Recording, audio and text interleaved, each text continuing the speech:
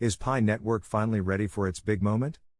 With the recent release of Testnet 2, speculation about the long-awaited mainnet launch is heating up, but so are the scam allegations and concerns over inflated user numbers. Could Pi Network actually deliver on its promises, or is this just another crypto dream heading for disaster? Plus, Ethereum's price rockets past $2,500, and Australia's first Ethereum ETF is making waves. What does this mean for Ethereum's future? Stay tuned as we unpack it all.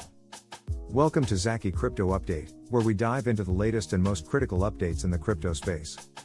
Whether you're a seasoned investor or a crypto enthusiast just getting started, this is the place for expert insights, news breakdowns, and in-depth analysis.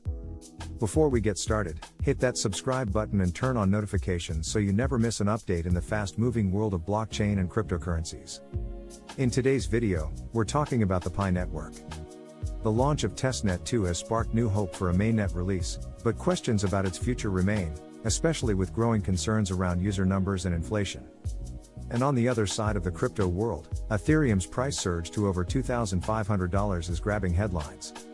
Is this just the beginning of a bull run, or is it temporary? Stick with us till the end to get all the insights.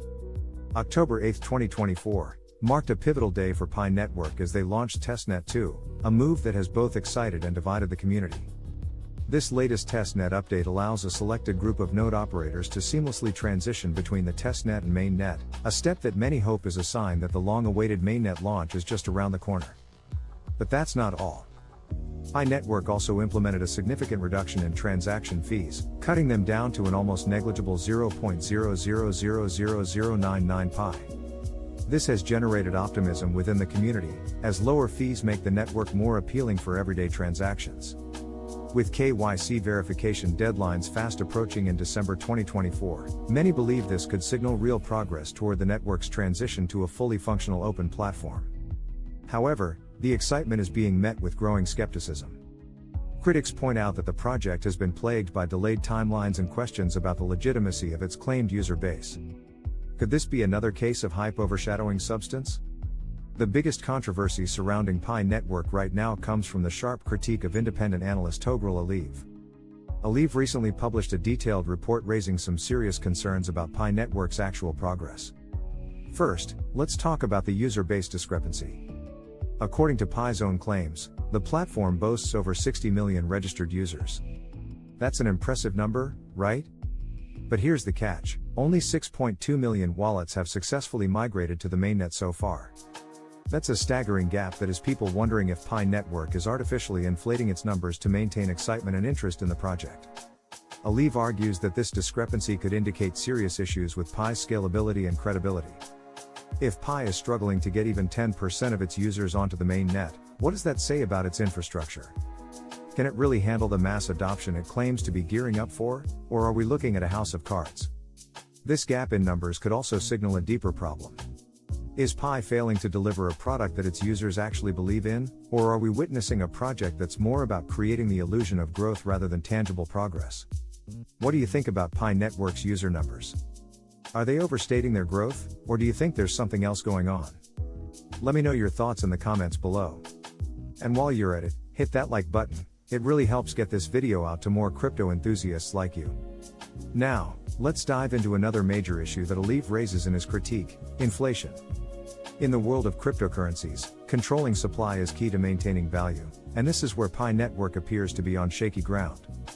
According to Aliv, Pi's supply has grown by an eye-popping 106% in just 1 year. To put that in perspective, Bitcoin, which is often hailed for its deflationary model, has a controlled inflation rate of just 0.8%. This rapid increase in Pi's supply could be a disaster waiting to happen.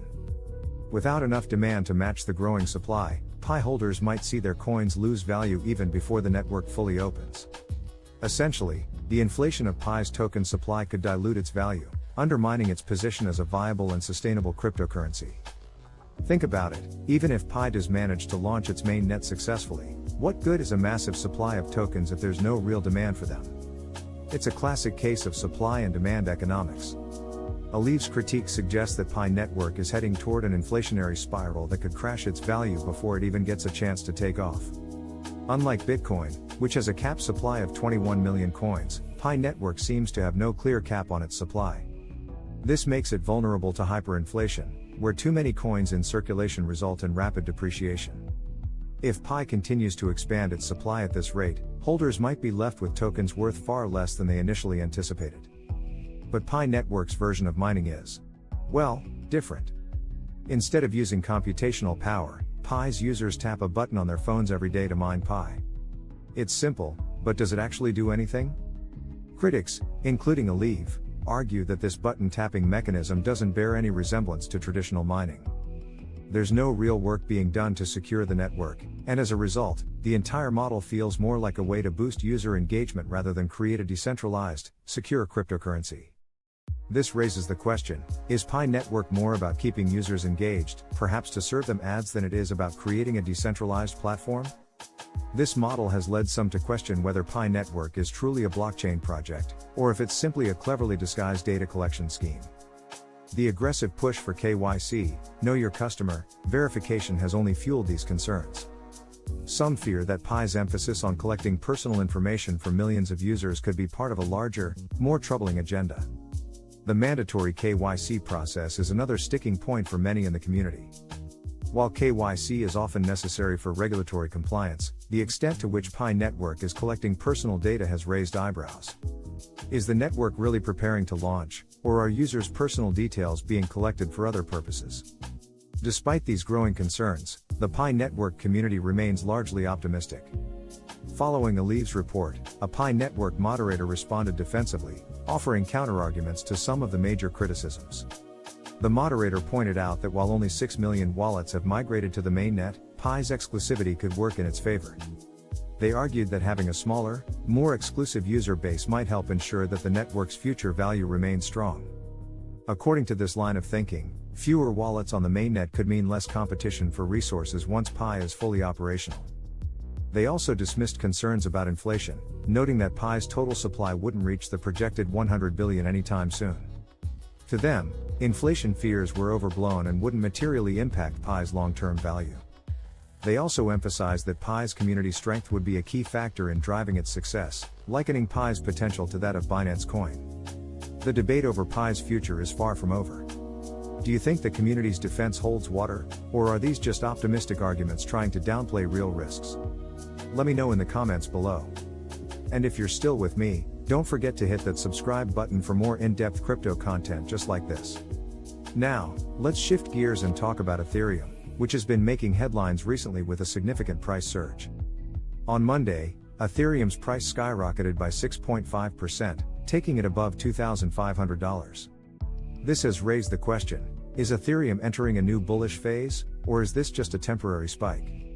Until now, Ethereum spot ETFs have been elusive, especially in the United States. However, Australia's approval of this product could pave the way for other countries to follow suit.